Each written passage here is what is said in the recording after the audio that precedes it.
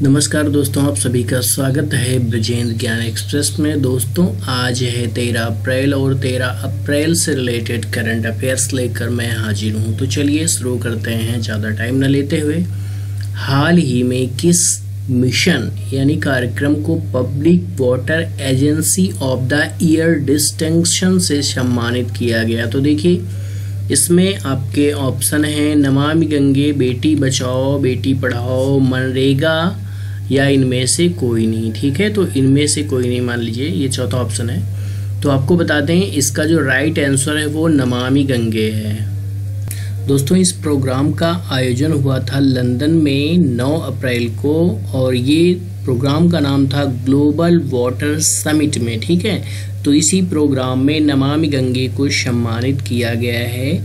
और आपको बता दें नमामि गंगे प्रोग्राम की शुरुआत जो हुई थी वो हुई थी स्टार्टिंग 13 मई। ठीक है, 13 मई को हुई थी और 2005 में इसकी स्टार्टिंग हुई थी। किसकी? नमामि गंगे की। ठीक है, तो ये आपके इंपॉर्टेंट फैक्ट हो गए इस रिलेटेड। अब आते हैं हम क्वेश्चन नंबर 2 पर। ठीक है, क्वेश्चन नंबर 2 है आपका, हाल ही में किस देश के राष्ट्रपति, ठीक है, किस देश के राष्ट्रपति को वहां की सेना ने गिरफ्तार कर लिया? देखिए आप ऐसा अदर कंट्रीज में बहुत ज़्यादा सुनते हैं कि तख्ता पलट हो गया। ठीक है, वहाँ की सरकार को ही सेना द्वारा गिरफ्तार कर लिया जाता है। ठीक है, जो मेन व्यक्ति होते हैं। तो देखिए ये हाल ही में किस देश के राष्ट्रपति को वहाँ की सेना ने गिरफ्तार कर लिया? तो इसका राइट आंसर देखिए आपके सामने है सूडान, अमेरिका, जापान, इनमें से कोई नहीं। तो इसका राइट आंसर होगा सूडान। ठीक है, सूडान है। यहाँ के राष्ट्रपति को वहाँ की सेना ने गिरफ्तार कर लिया है और वहाँ के रक्षा मंत्री ने बताया है कि 3 माह तक वहाँ पर आपातकाल लगा रहेगा। ठीक है, और राष्ट्रपति का नाम पूछ लें तो इनका नाम है ओमर। ठीक है, क्या नाम है? ओमर अल बशीर। ठीक है, तो ये इनका नाम है राष्ट्रपति का। इन्हीं को वहां पे गिरफ्तार कर लिया गया है और इनका शासन कर दिया गया है क्या? खत्म। ठीक है, अब वहां पे किसका शासन रहेगा? सेना का शासन रहेगा अभी। चलिए 3rd क्वेश्चन है, लोकसभा चुनाव के पहले चरण में कितनी सीटों के लिए मतदान हुआ? तो देखिए लोकसभा का पहला चरण का चुनाव हो चुका है, तो इसका राइट आंसर होगा 91। ठीक है, 91 सीटों के लिए ये चुनाव हुआ है। ठीक है, अगला है 13 अप्रैल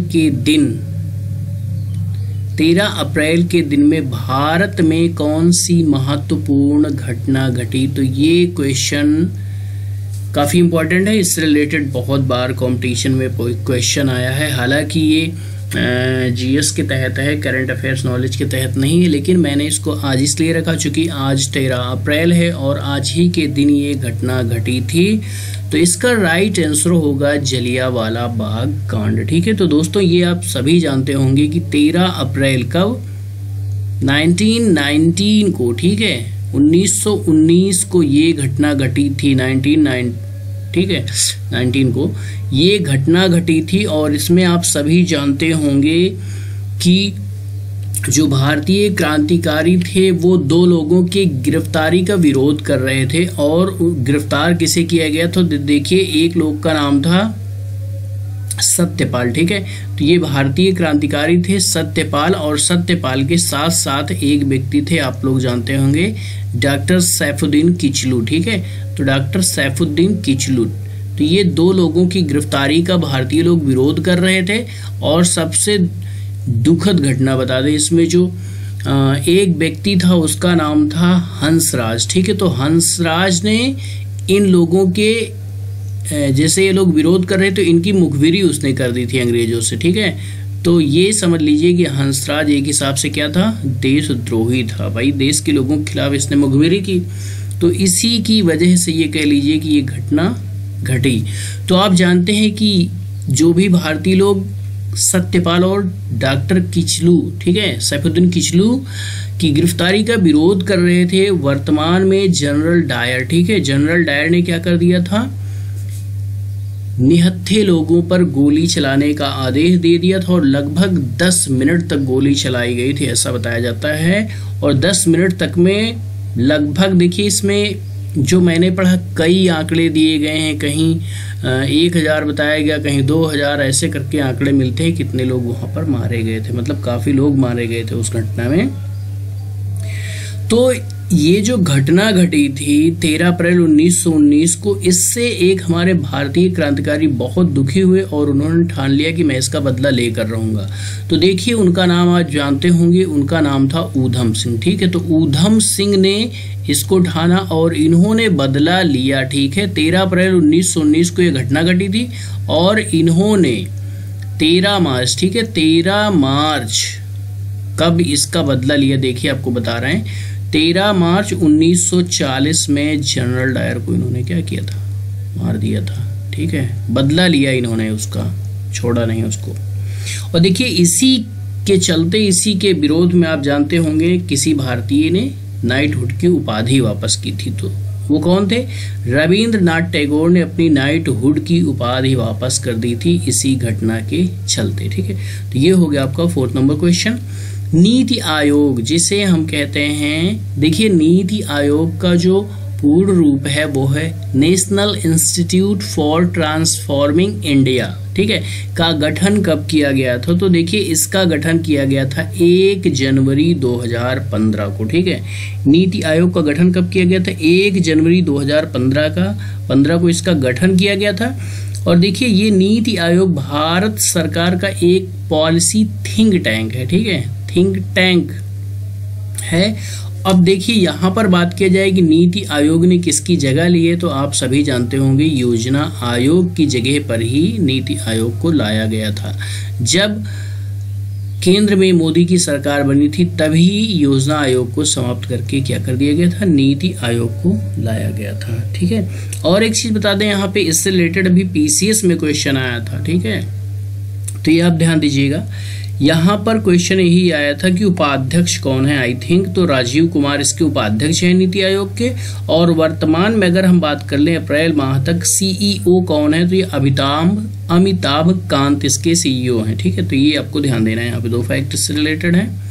अगला है वर्तमान में M3 ईवीएम की लागत लगभग कितनी होती है। तो देखिए ये ईवीएम आप सभी जानते हैं कि ईवीएम के माध्यम से क्या होता है, वोट डाला जाता है। ये इसका कोई मॉडल है M3, तो इलेक्ट्रॉनिक वोटिंग मशीन, आप सभी जानते हैं इसका पूर्ण रूप। इसकी लागत कितनी आती है, तो इसकी लागत आती है एटलीस्ट 17,000 रुपए इसको बनाने में इसकी लागत आती है।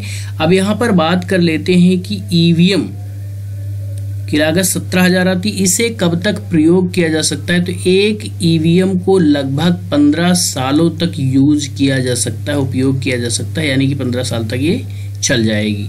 उसके बाद अब यहाँ पे हम बात कर लेते हैं कि ईवीएम का सर्वप्रथम भारत में प्रयोग कब हुआ था। तो पहली बार इसका प्रयोग हुआ था, अगर राज्य की बात करें तो केरल में किया गया था। और चुनाव की बात करें तो इसका जो प्रयोग किया गया था विधानसभा के चुनाव में किया गया था। और वो क्षेत्र कौन सा था, पारूर क्षेत्र, ठीक है। तो पारूर क्षेत्र, केरल में कोई पारूर क्षेत्र है, पारूर विधानसभा क्षेत्र में पहली बार ईवीएम का प्रयोग किया गया था। उसके बाद अगर हम बात कर लें कि लोकसभा चुनाव में कब किया गया था, तो लोकसभा चुनाव में इसका पहली बार प्रयोग किया गया था साल 2004 में, ठीक है। तो ये 2004 में पहली बार लोकसभा में इसका प्रयोग किया गया था। उसके बाद फिर सारे चुनाव में लगभग इसका प्रयोग होने लगा और वर्तमान में आप जानते हैं कि इसी से चुनाव हो रहे हैं। अगला क्वेश्चन है वर्तमान में हो रहा लोकसभा चुनाव किस नंबर का है। तो देखिए ये आप जानते होंगे, आपने पेपर दिया होगा, तो इसके पहले इससे रिलेटेड क्वेश्चन आया था, ठीक है।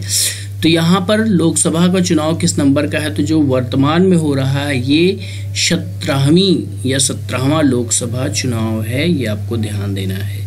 अगला है लोकतंत्र का मंदिर किसे कहा जाता है। तो इसमें मैं अगर आपको उत्तर देने के लिए कहूँ तो मैं सोचता हूँ ज़्यादातर लोगों का उत्तर सही हो सकता है। तो आप सही सोच रहे हैं, लोकतंत्र का मंदिर भारतीय संसद को कहा जाता है। ठीक है, अगला है भारत में चुनाव सुधारों के पितामह के रूप में किसे जाना जाता है। ये भी काफ़ी इंपॉर्टेंट क्वेश्चन है, तो आप इसमें शायद गलत हो सकते हैं। चलिए ऑप्शन देते हैं। आप किसी को लगता है कि मुझे पता था तो आप वीडियो पॉज करके कमेंट पहले लिख दीजिएगा आंसर जानने से पहले। पहला ऑप्शन है टी.एन. शेषन, दूसरा डॉक्टर अंबेडकर, तीसरा है लाल बहादुर शास्त्री और चौथा है इनमें से कोई नहीं।